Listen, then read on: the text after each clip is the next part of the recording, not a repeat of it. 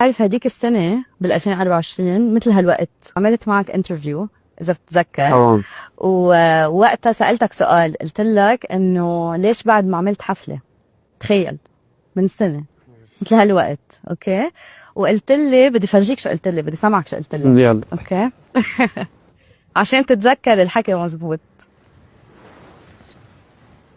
اوكي، لانه نحن بعصر السرعه، وقلت لك ويمكن بعد ما قلت لك فنانين جيلنا كثير اسرعوا بالظهور عموما، وهي غلطه لا ينلام عليها، بس لانه هي عصر السرعه وهيك عم تجي ونحن مالنا اكاديميين، نحن مالنا مهيئين 100% للمسرح. نحن شباب موهوبين عم نشتغل بالفطره، عم نكتب ونلحن ونشتغل، بس تجي الحمد لله حققنا نجاح، تجي تكمشني وتحطني بمسرح قدام 10,000 شخص، لا ما حتلاقيني مثالي يا أم منطرني.